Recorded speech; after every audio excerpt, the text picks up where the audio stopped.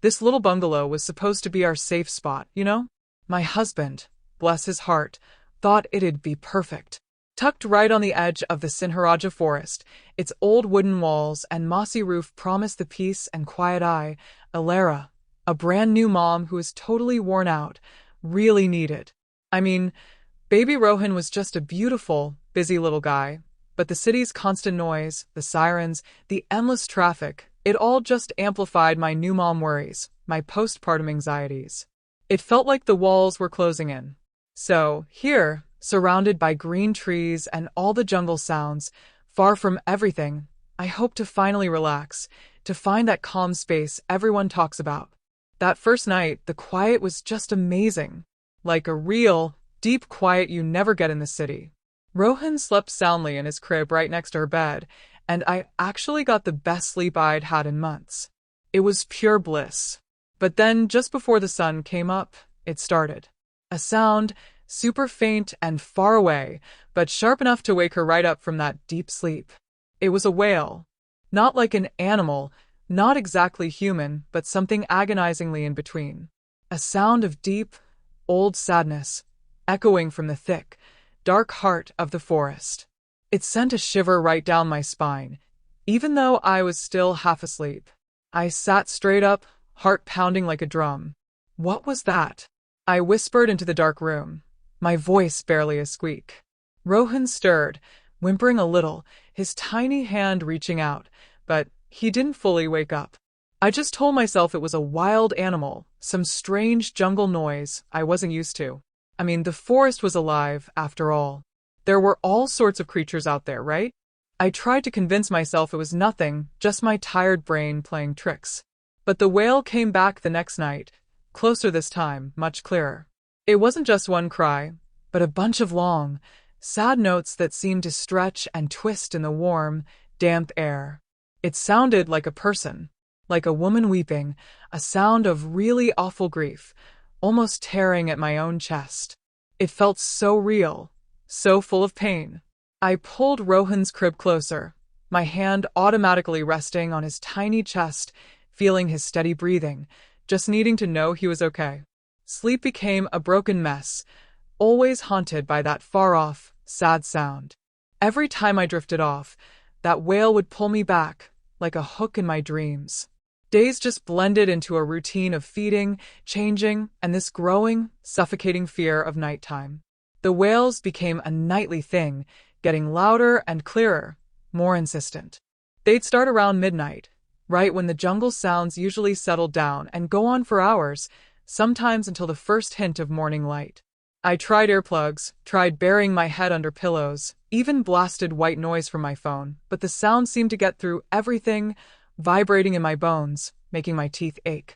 My lack of sleep got worse and worse, making everything feel a bit blurry, like I was living in a dream. I started seeing things out of the corner of my eye, quick shadows in the room, a shimmer in the window glass that disappeared when I looked right at it.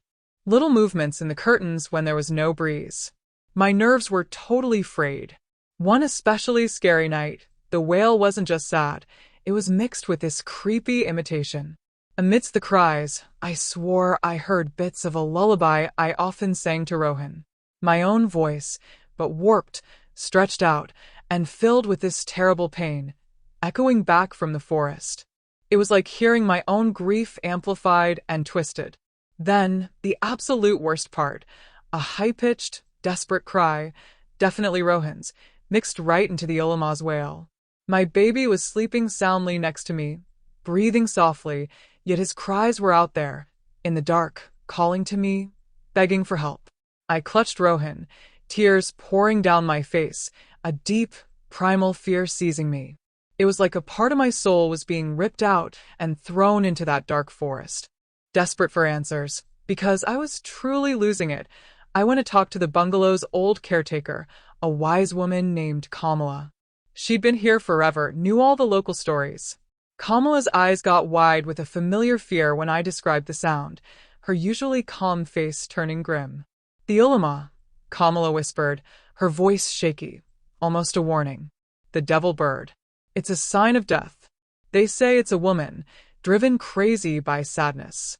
She ate her own child, without knowing it. Then, she ran into the forest, changed by her grief. Her wails, they bring bad luck. And sometimes they call to others, especially mothers who are struggling.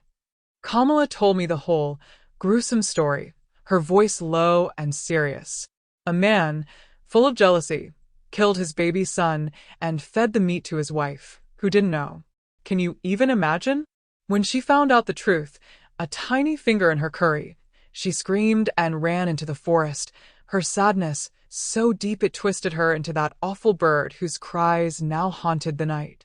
The Ulama's wails weren't just sounds, they were like the pain of a mother, a curse that wanted to trap other mothers in its web of sadness. It feeds on the sorrow, child, Kamala had said, her eyes fixed on mine. It seeks to share its eternal grief, to pull others into its madness. She even mentioned how sometimes other mothers in the village years ago had started hearing it and then, well, they just weren't the same. Some even disappeared. The legend solidified my terror. This wasn't just a bird. This was a curse, a hungry sorrow, and it was after her. My postpartum depression, which was already a heavy burden, now felt like a direct invitation to the Ulama, like I was glowing with the exact kind of pain it wanted. Was I losing my mind, like the legend hinted? Or was this old thing actively preying on my weakness, my fear of failing Rohan, my sheer exhaustion? The lines between what was real and what was just my exhausted brain were totally blurring. The wails from the forest became a constant thing even when she was awake, a low, rumbling hum that seemed to vibrate in the air all day long, making my teeth ache. I saw the shadows more clearly now, long figures that seemed to glide just out of sight, always moving away when I tried to look directly. They felt like they were waiting, watching.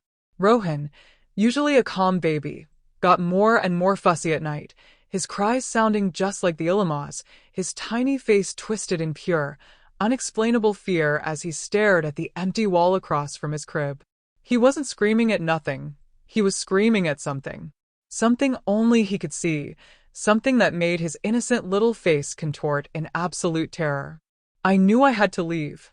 I packed a bag in a frantic rush, held Rohan tight against my chest, and headed for the car.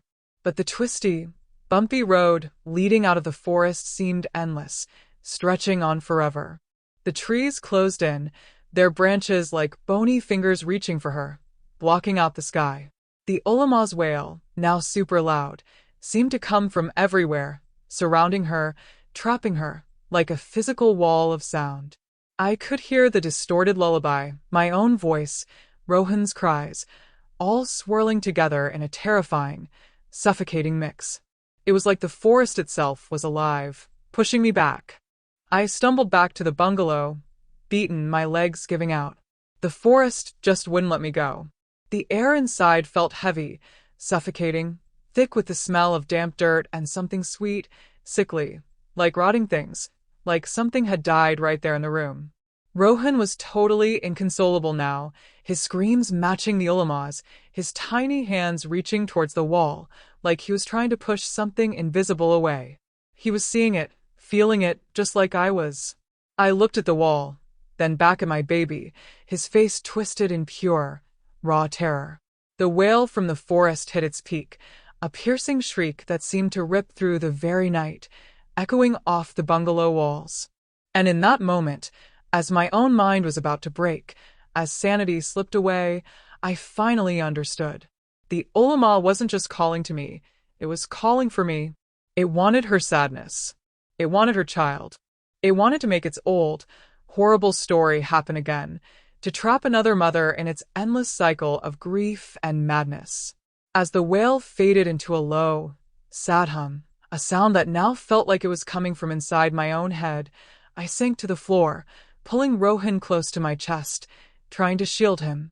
I could feel the cold radiating from the wall, a palpable presence, a chill that went deeper than just temperature.